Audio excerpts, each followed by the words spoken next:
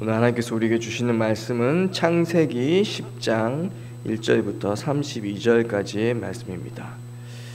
하나님께서 오늘 우리에게 주시는 말씀은 창세기 10장 1절에서 32절까지의 말씀입니다. 모두 찾으셨으면 창세기 10장 1절부터 32절까지의 말씀 다 같이 한 목소리로 합독하시겠습니다. 시작. 노아의 아들 셈과 함과 야벳의 족보는 이러하니라. 홍수 후에 그들이 아들들을 낳았으니 야벳의 아들은 고멜과 마곡과 마대와 야왕과 두발과 메섹과 디라스요. 고멜의 아들은 아스그나스와 리박과 도갈마요.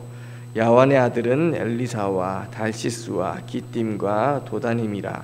이들로부터 여러 나라 백성으로 나뉘어서 각기 언어와 종족과 나라대로 바닷가의 땅에 머물렀더라. 함의 아들은 구스와 미스라임과 북과 가나안이요.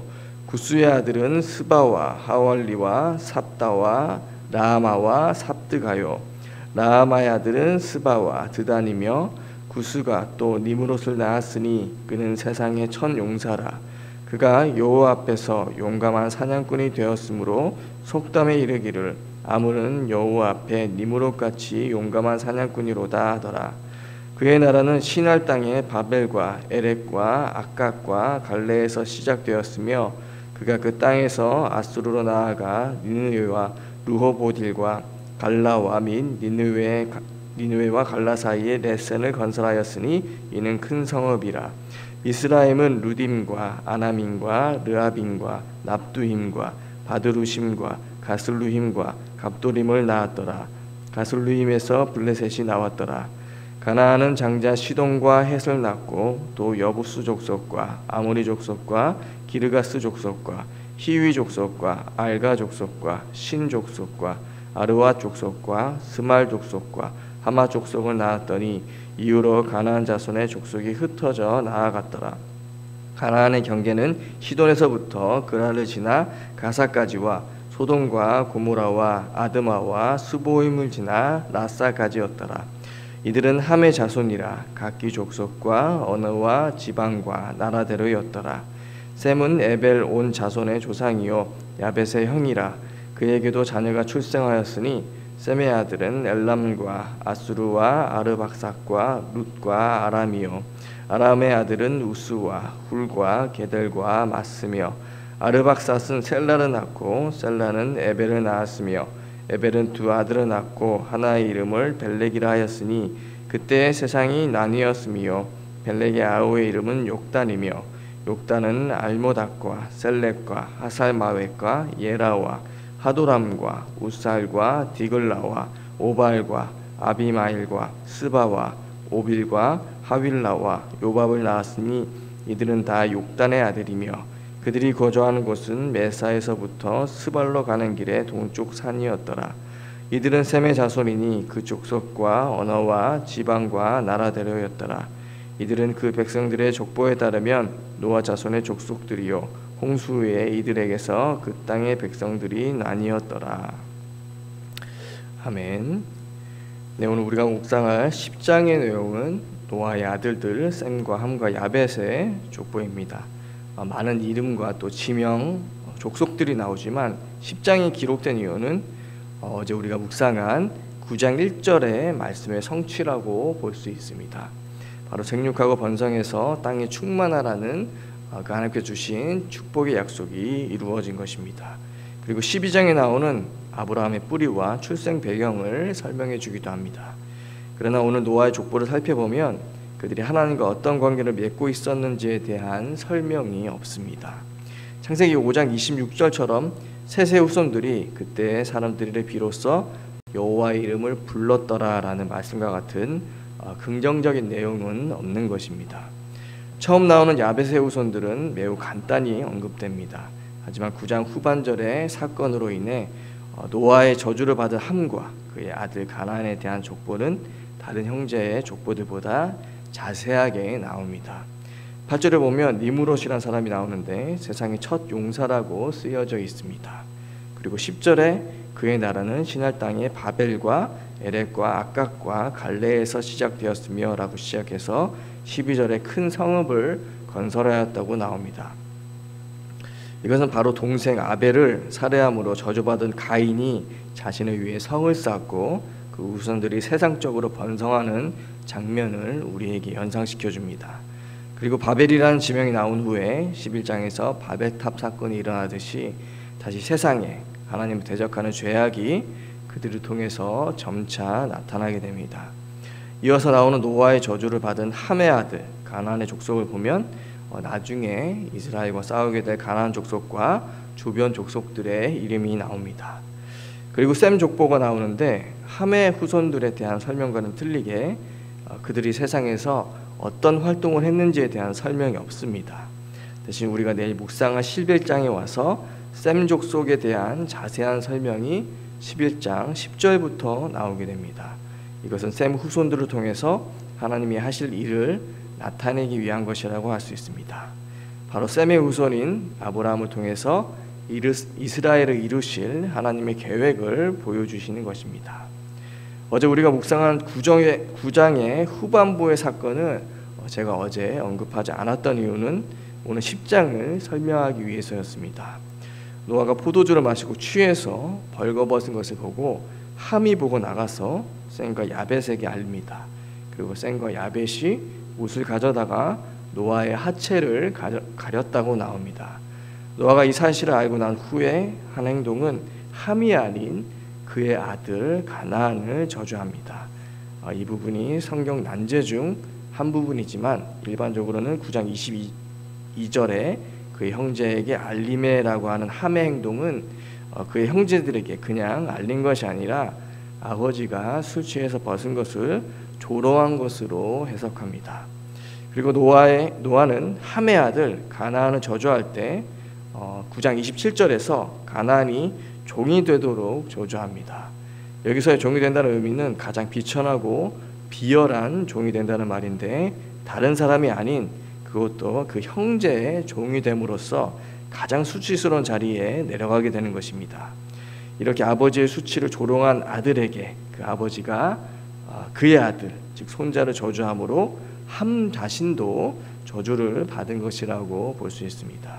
그리고 이 저주는 나중에 출애굽한 이스라엘이 가나안 땅을 정복하고 거기 살던 가나안 족속들을 종들로 삼게 되는 것으로 가나안의 후손에게 이르러 이루어지게 됩니다. 하나님께서 창세기 4장에서 아담과 하와의 두 아들 가인과 아벨이 드리는 제사 중 가인의 제사는 받지 않으시고 아벨의 제사를 받으셨다는 말은 아벨은 양을 드리고 가인은 곡식을 드렸기 때문이라기보다는 가인이 아벨을 살해하고 나서 드러나는 행동이 있습니다. 하나님이 가인에게 아벨이 어디 있냐고 가인에게 물었을 때 가인은 자기가 동생 아벨을 지키는 자냐고 하나님께 따지며 대들기까지 합니다. 즉 가인은 형으로서 당연히 동생 아벨을 지키는 역할을 했어야 했는데 평소에 죄악된 삶이 아벨을 죽이는 살인으로까지 나타나게 된 것입니다. 이렇게 봤을 때 하나님께서 함과 그의 아들 가나안에 대한 족보를 10장에서 다른 형제들보다 자세히 나타내신 것은 이 땅에 다시 가인과 같은 자들로 인해 죄악이 관여하게 된다는 것을 보여주고 계신 것입니다. 이번 주에 설교 말씀에도 나왔던 오늘 본문 말씀 10장 9절에 나오는 니므롯은 반역자, 대적자라는 뜻으로 유대 역사가 요세푸스에 의하면 바벨탑 건축을 주동한 자입니다. 그는 바벨에서 아수르까지 방대한 영토를 넓혀 나갔고 고대의 가장 강력한 한 나라 바로 아수르의 수도 니누에를 건설한 사람입니다. 최초 인간이 사탄에게 속아서 하나님처럼 되려는 교만을 시작으로 온 세상이 죄악에 물들었듯이 노아 홍수 이후에 경건하지 못한 함의 후손 니므롯을 통해서 인간의 힘으로 최초의 세상 나라가 세워지게 된 것입니다. 이것은 결국 인간의 교만의 끝을 보여주는 바벨탑 사건으로 이어지게 됩니다. 하나님께서는 홍수 심판 이후 노아와 그의 아들들에게 생육하고 번성하여 땅에 충만하라고 말씀하시면서 인간을 다시 축복해 주셨습니다. 오늘 본문 말씀 5절과 또 18절 끝에 보면 흩어져 나아갔더라 나뉘었더라 또 마지막 절인 32절에 나뉘었더라라는 말씀을 통해서 흩어지고 나뉘며 생육하고 번성했지만 내일 묵상할 장인 창세기 11장 4절 끝에는 흩어짐을 면하자고 반대로 행하고 있습니다. 선악과 사건, 가인의 살인 사건, 홍수 심판으로 이어지는 인간의 죄악은 니무롯으로 시작된 바벨탑 사건으로 이어집니다. 이것은 그때만 있었던 사건이 아니라 지금 이 시대에도 일어나고 있는 사건입니다. 하나님처럼 되어 살기 위해서 복음을 거부하고 마음으로 살인을 저지르며 자신의 명예와 명성을 위해 끝없이 인생의 바벨탑을 쌓아가는 것이 우리 인간들의 죄성입니다. 이렇게 인간이 세우는 세상의 나라는 흩어짐을 면해서 힘을 모아 자신들의 욕심을 채우는 나라입니다. 바로 우리가 살고 있는 이 땅의 모습이고 믿지 않는 불신자들의 삶의 모습입니다. 하지만 하나님 나라는 처음부터 생육하고 번성하여 모든 곳에 충만한 나라입니다. 요한일서 2장 16절에서는 세상에 있는 모든 것이 육신의 정욕과 안목의 정욕과 이생의 자랑이라고 했습니다. 잘 먹고 잘 살고 자신이 최고가 되는 것을 원하는 것입니다. 하지만 예수님께서는 그 세 가지 시험을 하나의 말씀으로 이기시고 그분의 말씀을 따르는 자들을 통해 이 땅에 하나님의 나라를 세우시기 시작했습니다. 로마서 14장 17절에 하나님의 나라는 먹는 것과 마시는 것이 아니요 오직 성령 안에 있는 의와 평강과 희락이라는 말씀이 있습니다. 우리가 속해 있는 가정, 직장, 사업, 또 인간관계 현장은 함의 후손, 니무롯이 세운 인간의 나라, 바벨탑을 계속 쌓아 올리는 세상의 나라입니다. 하지만 하나님께서는 그 보이는 세상 속에서 보이지 않는 하나님의 나라를 우리를 통해서 세워가시기를 원하십니다. 바로 떡 먹고 배부르는 잘 먹는 삶에서, 또 건강하고 부족함 없는 잘 사는 삶에서 명성이라는 가장 높은 곳에 이르는 최고의 자리에서 내려와서 하나님의 말씀을 먹고 영혼의 안식을 얻어 가장 낮은 자리에서 섬기는 삶을 통해 세워지는 하나님의 나라인 것입니다. 오늘도 창세기 10장 말씀을 통해 죄악된 세상의 나라의 시작과 그 죄악된 배경을 보면서 우리는 세상 나라에 속한 사람인지 하나님 나라에 속한 사람인지 돌아보기 원합니다. 욕심을 위해 살아가며 하나님을 대적하는 교만에 빠지는 것이 아니라 우리가 속한 모든 현장에서 욕심 대신 섬김을 통해 이 땅에 하나님 나라를 세워가고 확장해 나가는 모든 재경북병교회 성도님들 되시기를 간절히 소원드립니다. 기도하겠습니다. 하나님 아버지, 이 세상은 오늘 함의 후손 니무롯이 세운 나라와 같이 자기의 욕심을 위해서 모이고 자신의 명성을 내기 위해 높아지기 원하는 나라입니다. 그 세상 나라는 잘 먹고 잘 살고 자신의 최고가 되기 위해서 서로가 무한 경쟁 속에 사는 평강이 없는 나라입니다. 하지만 하나님께서는 처음부터 창조한 인간에게 생육하고 번성하고 땅에 충만하는 말씀을 통해 하나님의 나라가 어떻게 이루어가는지 보여주셨습니다. 어려서부터 악한 마음을 품는 인간의 죄악으로 그 나라가 무너지고 인간의 세상 나라가 세워진 것처럼 보이지만 하나님의 나라가 무엇인지 알려주신 보이지 않지만 하나님의 나라가 무엇인지 알려주신 예수님의 섬김의 삶을 통해서 그 삶을 배워서 우리가 하나님 나라를 지금도 이루어가게 하여 주시옵소서. 그래서 보이는 세상 속의 사람들은 자꾸 높아지려고 할 때 오히려 우리는 낮아지는 섬김으로 우리가 속한 모든 현장에서 보이지 않는 하나님의 나라를 세워가게 하여 주시옵소서. 그래서 왕같은 제사장으로 이 땅에 하나님 나라를 세워가는 자들로 살아가게 하여 주시옵소서. 예수 그리스도 이름으로 기도드리옵나이다.